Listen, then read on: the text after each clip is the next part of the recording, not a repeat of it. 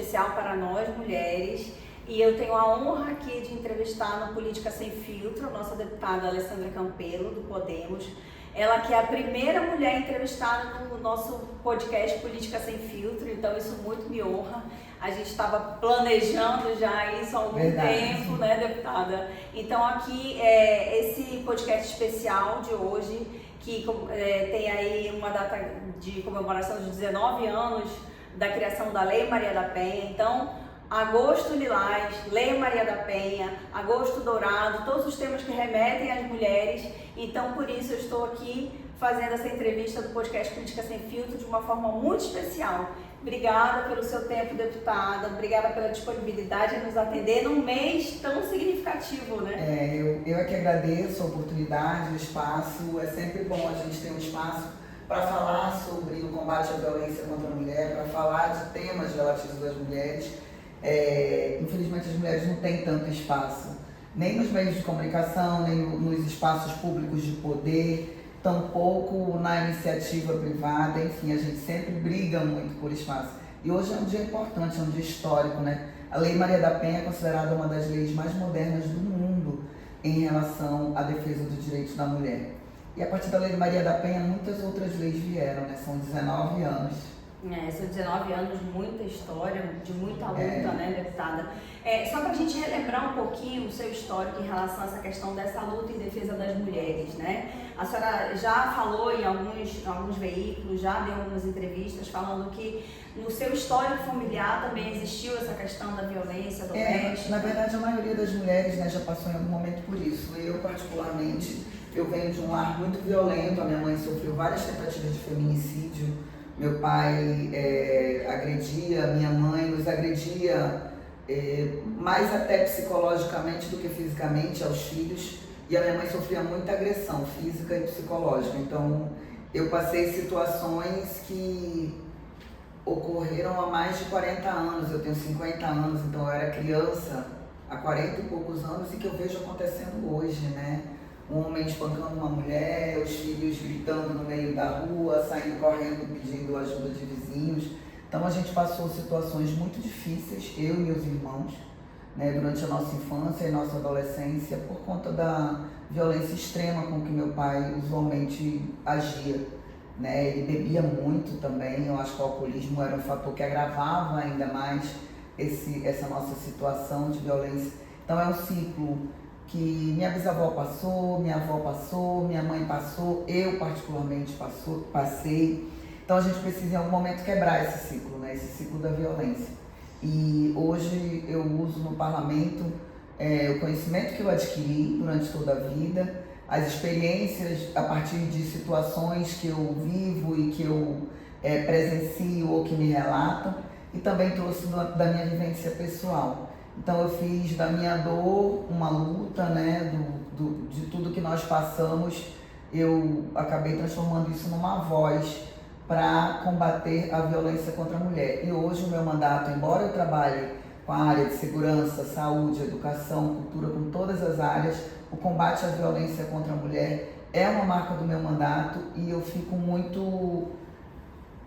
ao mesmo tempo eu fico feliz por isso, mas me sinto triste e impotente do ponto de vista de que a gente ainda tenha que ter isso.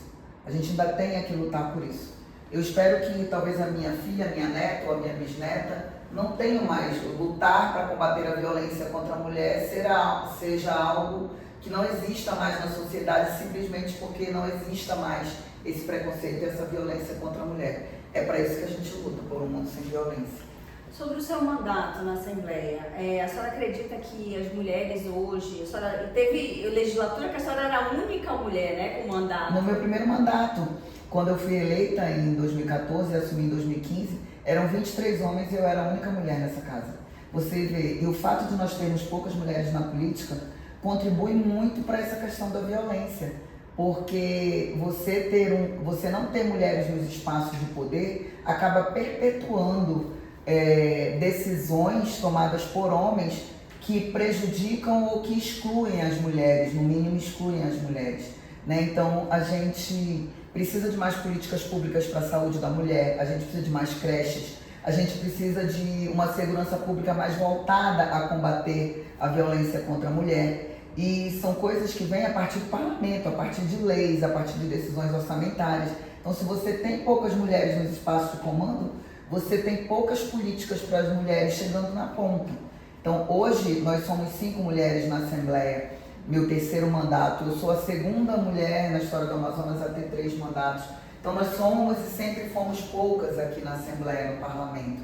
Mas hoje a gente tem um poder maior político de influenciar. Né? Eu mesma, no atual governo, eu tenho um espaço, né, de fala como vice-líder para conseguir que várias ações, que várias propostas e projetos se tornem ações concretas relativas às mulheres. Eu ia lhe perguntar exatamente sobre isso, porque quanto mais a gente consegue a representatividade, mais a gente consegue defender nossos direitos. É verdade. Né? Então eu ia lhe perguntar se hoje na Assembleia e em âmbito estadual, se a gente tem essa representatividade mais acentuada. Ou você acha que a gente ainda pode melhorar? A gente tem uma representatividade a partir das parlamentares, aqui nas câmaras municipais, mas a gente precisa avançar muito. Veja, 52% da população e dos eleitores são mulheres e a gente tem menos de 20% de mulheres no parlamento estadual. No municipal, se a gente pegar como exemplo a Câmara Municipal de Manaus, você tem menos de 10% do parlamento composto por mulheres. Então, como é que metade da população é mulher e você não tem essa representatividade no parlamento? No Congresso Nacional, somos 18% de mulheres.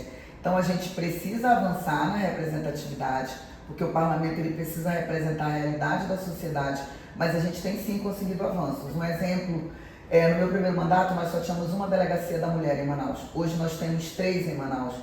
Nós não tínhamos delegacias da mulher no interior. Hoje nós temos algumas delegacias da mulher no interior, ainda a gente ainda precisa avançar.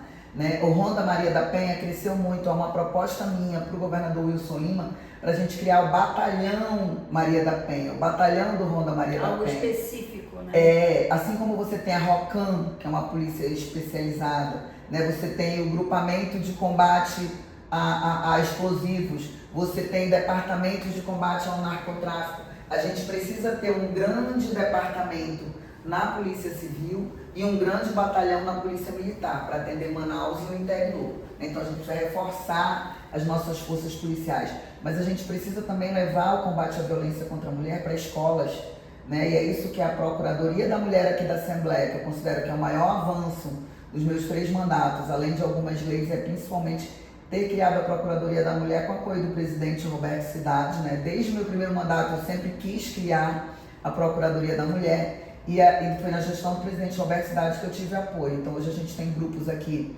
de psicólogas, de advogadas, de assistentes sociais, policiais, tem uma equipe multidisciplinar que atende mulheres vítimas de violência, que vai nas escolas dar palestras para crianças para prevenir a violência, para que essa geração já cresça de uma forma diferente. Tudo é criação, né, deputada? Tudo é criação. Desde cedo. Infelizmente o machismo é cultural. Né? Até alguns anos atrás a mulher não podia fazer laqueadura sem autorização do homem. A gente foi impedida por séculos de entrar na universidade. A mulher não podia trabalhar, até o futebol era proibido para as mulheres durante um período muito recente da nossa história. Então, são conquistas, né? E a gente está no aniversário da Lei Maria da Penha, que é algo a se comemorar, mas também é um momento da gente dar mais visibilidade e refletir. Né? Por isso a gente tem o Agosto Lilás, que a gente tá, inclusive você tá de lilás. Eu tô só com o meu lacinho hoje, porque hoje eu vim com a nossa camisa da nossa campanha permanente, Parem de Nos Matar. Foi algo que a gente lançou também aqui na Procuradoria e que é algo permanente do nosso mandato e da nossa luta. A gente precisa avançar mais na proteção às mulheres. Então a gente pode dizer que a Assembleia tem estrutura e está de portas abertas para essas mulheres que se sentirem assim prejudicadas. Tá, vamos colocar aqui o telefone da Procuradoria, né? Dá para colocar. Estou aqui com a nossa equipe, porque a gente está aqui, mas tem uma equipe aqui cuidando dessa produção. Então coloca aqui o telefone, esse é o telefone da Procuradoria. Ele funciona 24 horas, a gente faz um sistema de plantão. Quem dorme com o celular da nossa equipe, embora a gente não tenha, digamos assim, um regime contratado de pessoas em plantão, sempre uma de nós fica com o celular e várias vezes acorda e olha, porque às vezes a gente recebe mensagens de madrugada e à noite. Imagino. Fim de semana, então, aumentam os casos. Vocês também podem procurar as minhas redes sociais, meu Instagram, que a gente vai colocar aqui, e mandar mensagens no privado. E uma coisa importante, não precisa ser a vítima. Às vezes a vítima não consegue denunciar. Então, se a vítima não puder denunciar, a família pode denunciar, um vizinho, uma amiga, um conhecido, qualquer pessoa pode denunciar. E o nome dessa pessoa é mantido em sigilo. Então, às vezes você vai denunciar, olha, tá tendo uma agressão aqui na casa da minha vizinha, mas eu não gostaria que falassem meu nome. O Wanda Maria da Penha vai chegar lá na porta e eles não vão nem saber quem mandou. Que maravilha. Mas vai chegar lá e vai salvar uma vida. Que maravilha, que maravilha. Então, gente, fica aí o alerta. Nós vamos deixar todos os contatos necessários para você que queira denunciar qualquer tipo de violência que as mulheres estejam aí passando. O que a senhora atribui, agora voltando a falar um pouco da questão política, o que a senhora atribui o fato de nós sermos maioria e mulher não votar em mulher? Na verdade, não é que mulher não vota em mulher, é que as mulheres candidatas têm menos condições de levar suas ideias até a população. Então você tem uma maioria de homens que fica com a estrutura da máquina partidária, eles têm mais acesso a transporte, a material gráfico, a tempo de televisão, ao recurso do fundo partidário, a maioria fica com os homens. Então, em posse disso, eles acabam tendo mais condições de acessar o eleitor. Porque eu não tenho dúvida de que há muitas mulheres competentes, tanto quanto eu, mais que eu, e que poderiam estar aqui. Só que essas mulheres não tiveram condições oferecidas pelo sistema político machista que a gente tem hoje no Brasil, né? Por isso a gente precisa das cotas. E a gente não precisa de cotas só de candidatas, porque às vezes eles colocam candidatas nos partidos, não dão condições para essas candidatas disputarem, às vezes até as usam como laranja, e isso os tribunais eleitorais têm punido. Aconteceu recente, né? Já tivemos 2 vereadores cassados, Sim. eu acho, aqui em Manaus, que estão recorrendo, enfim, Sim. por conta dessa questão de usar mulheres como laranja. E nós estamos trabalhando, parlamentares de todo o Brasil, para mudar isso. A gente acredita que não tenham que ser só vagas de candidatos, mas tem que ter vagas reservadas no parlamento para as mulheres, porque só assim a maioria dos partidos vai realmente valorizar aquelas mulheres e dar condições para elas serem candidatas. Para a gente entender, então, essa sua ideia, essa questão de vagas, seria não a questão das cotas dos partidos, mas obrigatoriamente um número determinado de vagas. Por exemplo, obrigatoriamente para serem no mínimo ocupados 30%. O justo e democrático seria 50%, seria. porque nós somos metade da população. Sim. Mas se você tem 30% de vagas para as mulheres, os partidos sabem que você vai ter um X número de mulheres ali. Por exemplo, na Câmara dos Vereadores são 41 vereadores em Manaus, seriam 12 mulheres no mínimo, né? Ali, então, obrigatoriamente. Então os partidos querem brigar por aquelas vagas e eles iam apostar de verdade nas mulheres. Só que a obrigatoriedade é de candidatura, então o partido lança 30% de mulheres candidatas. Tem mulher que não recebe um panfleto para fazer campanha. Tá ali só para dizer que tá, para não cair, porque cada nós que mulher... temos mandato, brigamos, vamos para cima, exigimos o fundo partidário, mas a maioria acaba não tendo acesso, não tem suporte, não tem orientação jurídica, e tem algo que é maior que isso, que é o peso que as mulheres carregam dos cuidados. Por exemplo, eu sempre digo, você jornalista, eu parlamentar, você que é professora, que está assistindo a gente, uma juíza, uma médica, qualquer mulher, uma trabalhadora do distrito industrial, uma pessoa que trabalha no comércio, a mulher quando vai para o mercado de trabalho, o homem quando vai para o mercado de trabalho, os nossos colegas que estão aqui também na produção, normalmente tem uma mulher cuidando da estrutura de cuidados dele. Tem uma mulher que sabe se o gás acabou, se tem que dar a vacina da criança, se tem que fazer o supermercado, o que vai ter que comprar, qual é o dia que vence a conta, etc. A mulher está cuidando daquilo tudo, cuidando do pai idoso, do filho que está doente. Essa mulher, ela cuida de toda essa estrutura. Então o homem vai para o mercado de trabalho com alguém cuidando de toda a estrutura familiar dele. Nós, quando nós estamos aqui, quando nós viemos para o mercado de trabalho, nós chegamos aqui trazendo esse cuidado, né? Então, não importa se você é parlamentar, se você é uma desembargadora, se você é uma comerciante, se você é uma médica, você vem para cá e é sua essa preocupação. Mesmo as mulheres que têm uma renda maior e conseguem ter um suporte, contratar alguém, normalmente elas têm uma outra mulher que cuida para elas de parte dessa estrutura. Normalmente. Eu vou lhe dar um exemplo sobre isso. Em 2024, ano passado, eu ajudei no marketing de um candidato majoritário. Antes de aceitar essa proposta, eu tive outra proposta de ir para Boa Vista trabalhar lá. Aí eu pesei isso, o que a senhora está falando encaixa muito, porque eu pesei, eu falei, não, eu não vou confiar, mesmo que a gente contrate alguém, deixar meus filhos. Então é uma situação bem complexa essa questão da estrutura da mulher. É bem complexa. O marido não está preocupado com o dia da vacina. Ele pode até pensar, se você pedir, leva no posto para vacinar, alguns, se tiverem ali uma folga, alguma coisa, contribuem. Mas ele não está preocupado com isso. Ele não sabe se está na semana de prova. Quem sabe disso é a mulher. E por que nós somos responsáveis por isso? E isso é em todos os casos. Você pega uma mulher produtora rural, mulher que trabalha na roça, no campo. Ela acorda 3 horas da manhã para ela fazer o café da manhã, deixar o almoço pronto, cuidar das coisas todas da casa. Aí o marido que vai para a roça acorda às 5, ele toma o café e vai com ela para a roça. Vai com ela e ela já fez toda a estrutura. E ela vai com ele, trabalhar junto com ele. Quando eles voltam, ele vai pôr o pé para cima, lá na rede, ou na cadeira, ou no sofá, vai descansar. Se tiver uma parabólica, ele vai assistir ali o Jornal Nacional. Mas a mulher vai fazer a janta, lavar a roupa que ficou suja, saber se as crianças pequenas que não estão no campo com ele, se foram para a escola. É a mulher que vai fazer isso. Aí ela vai dormir mais tarde, mais cansada, e no outro dia vai trabalhar de novo junto com ele. Deputada, a senhora acredita que a violência de gênero na política também é algo que a gente encontra muito aqui no nosso estado? Encontra no nosso estado e isso é um dos fatores que dificultam também as mulheres. As mulheres às vezes têm medo de ficar na política por conta dos ataques. Os ataques contra as mulheres são sempre mais baixos. Eles chamam um parlamentar, fazem uma crítica, o parlamentar se exaltou. Quando é uma mulher, essa deputada é desequilibrada.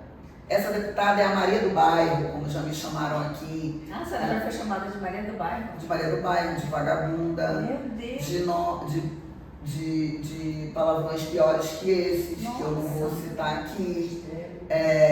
Quando eles querem elogiar, a senhora é muito bonita, a senhora é a rainha do parlamento, a senhora é a princesinha, não sei o quê. Nunca é a competência, né? Nunca é a competência. Então, assim, Triste isso, a gente sofre violência política, as nossas falas são cortadas,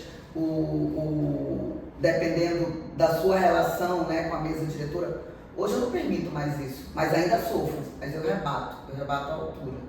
Né? Não permito que ninguém me desrespeite enquanto parlamentar, enquanto mulher.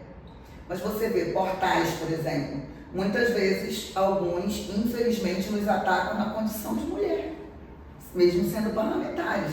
Né? Então tentam nos desmoralizar do ponto de vista pessoal, né? Falar da nossa vida pessoal, do relacionamento que você tem ou que você não tem, se você é divorciada ou casada, coisas absurdas assim, que nada tem a ver com o mundo político, são colocadas, falam da roupa que você usa, que isso não é postura de mulher. Nós parlamentares ouvimos isso. Nada tem a ver com a competência, com as leis que a senhora ajuda a aprovar, os projetos. Exatamente, eu só respondo o seguinte: lugar de mulher onde ela quiser, mulher pode fazer o que quiser.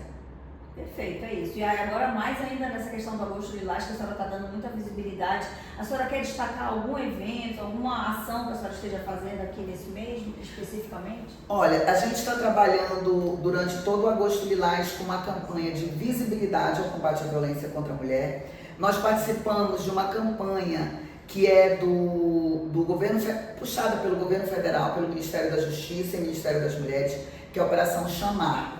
Nessa operação está envolvida a Assembleia Legislativa com a Procuradoria da Mulher, estão envolvidas as polícias civil, militar, os órgãos de segurança, Ministério Público, Defensoria, Tribunal de Justiça, enfim, é um grande mutirão, movimentos sociais, e a gente trabalha durante o mês de aniversário da Maria da Penha para dar mais visibilidade a essa questão. Fazer mais campanhas para que as pessoas denunciem, fazer mais campanhas para que as pessoas possam entender as situações de violência. Então a gente faz desde as palestras de conscientização, a gente massifica os atendimentos às mulheres, a polícia faz mutirões para execução de mandados de prisão, a Ronda Maria da Penha acompanha as assistidas com medidas protetivas, o Tribunal de Justiça faz mutirão das varas Maria da Penha, e assim todos os órgãos se unem, né? É algo que a gente faz o ano inteiro, mas no mês de agosto a gente tenta dar essa visibilidade com Agosto Lilás, já que o Brasil inteiro se movimenta junto. A mulher tem que estar exatamente onde ela quiser, certo, deputada? E agora me veio à memória aqui que a senhora, por ter esse histórico, né, assumiu agora também recentemente a questão da FAF, né? Ah, é verdade. Eu queria muito falar sobre isso porque é um tema extremamente interessante. Eu estou vendo que a gente tem a Copa das Mulheres no interior, né? Explica um pouquinho como é que está essa questão do futebol na sua vida. É o que nós estávamos falando há pouco, lugar de mulher onde ela quiser. Né? E não é diferente no futebol. Nós fomos por décadas proibidas de jogar futebol aqui no Brasil, era proibido. Diziam que não era um esporte compatível com o estereótipo do físico feminino. Nossa, havia uma lei, havia leis, né? Proibindo no período da ditadura. Vou te mandar a lei, enfim, os períodos, mas nós fomos proibidos de jogar futebol. E hoje no Brasil a seleção feminina tem tantas vitórias, né? A Marta mesmo foi eleita a melhor jogadora do ano muito mais vezes do que os jogadores homens aqui no Brasil. Então a gente tem muito mais conquistas das mulheres individuais e coletivas em algumas copas, como a Copa América, como outras competições em relação ao futebol feminino. No Amazonas não é diferente, as mulheres gostam. E no interior, quem é do interior que está assistindo a gente sabe, as mulheres do interior gostam de jogar futebol. É uma diversão. Elas são mães de família que vão jogar futebol, levam seus filhos, a avó fica segurando, a mãe está em campo jogando. E a gente vai ter, eu recebi o convite do deputado Rosenha, presidente da FAF, assumir a diretoria de futebol feminino, e este ano, pela primeira vez, nós vamos ter a Copa da Floresta delas, a Copa da Floresta nossa, das mulheres, a Copa da Floresta das mulheres aqui do Amazonas. É um evento que reúne quase todos os municípios, que no caso dos homens é o maior evento de futebol, é maior do que o campeonato amazonense, é o maior evento de futebol que envolve o interior, e pela primeira vez a gente vai ter a feminina. Da mesma forma, a gente está trazendo sub-20, colocando equipes nossas femininas na Copa do Brasil, trabalhando junto com a CBF para envolver mais a mulher no futebol. E eu sempre trabalhei pela inclusão da mulher no esporte, né? A mulher precisa ter o mesmo direito que o homem. O esporte ele é inclusivo, ele é lazer, ele é disciplina, e eu sempre defendi que as mulheres pudessem participar, porque eu não tenho nenhuma dúvida da nossa capacidade. Eu acredito que seja assim o evento da cidade, né? Porque reunir todas as mulheres em torno de um campo de futebol no interior deve ser interessantíssimo. A participação deve ser maciça mesmo. Já se inscreveram mais de 50 cidades, né? Ela vai ser agora no segundo semestre, essa Copa da Floresta. A gente teve agora o Barezão, né? Nosso Barezão delas. Mas na Copa da Floresta, ela acontece em várias cidades. Isso é legal. Você roda o interior todo, você dá a oportunidade. Imagina essa logística, né? Também é uma logística grande. E a gente, mas se fazem para os homens, por que não para as mulheres? Por que não para as mulheres? A gente aproveita isso para fazer campanhas de combate ao feminicídio, campanha de combate à violência contra a mulher, campanha pela dignidade menstrual, né? Então a gente tem trabalhado para que a gente aproveite também o espaço do futebol para lutar mais por igualdade, para combater a violência. Bom, que maravilha! Eu estou aqui com muitas informações ao mesmo tempo. Nós temos muitas informações ao mesmo tempo. Esse Política Sem Filtro foi realmente especial. Eu, como mulher, como jornalista e admiradora do trabalho da deputada, já queria muito que ela participasse, e por ser a primeira entrevistada do Política Sem Filtro, eu estou muito feliz. Mais ainda na questão do Agosto Lilás. Fiquem atentas aí em relação a essa questão da denúncia, para combater a violência contra as mulheres. Quero mais uma vez agradecer o teu tempo, que eu sei que é bastante corrido, dizer que eu estou muito feliz aqui com a divulgação desses teus projetos que beneficiam as mulheres. Obrigada. Eu é que agradeço pelo espaço, né? E quero te parabenizar também. Eu gosto muito de ver uma mulher sendo bem sucedida como você é na área de comunicação. A gente tem que ocupar todos os espaços, mas quero deixar aqui um chamado às mulheres. Se você estiver vivendo uma situação de violência, denuncie, se afaste do agressor. Infelizmente, em 99,9% dos casos, ele não vai melhorar. ele não vai mudar. A tendência é que essa agressão piore. O que começa com um pedido para você trocar a roupa que você está usando, para você não falar com alguém, daqui a pouco ele começa a lhe afastar da sua família, dos seus melhores amigos, e um empurrão vira um tapa, que vira um soco, ou 61 socos, como a gente viu recentemente. E infelizmente, se esse ciclo não for interrompido, o fim disso é o feminicídio. Então, denuncie. E você que sabe que alguma amiga, alguma irmã, parente, enfim, qualquer conhecido, uma vizinha está sofrendo violência, denuncie, você pode estar salvando uma vida. Lembre sempre, ligue para o 190, ligue para a Procuradoria da Mulher. Aqui a gente tem uma rede de atendimento, tem um apoio jurídico, psicológico, para que você possa sair desse ciclo de violência. Quero agradecer a tua audiência desse nosso podcast tão especial essa semana e dizer que semana que vem a gente está de volta. Obrigada!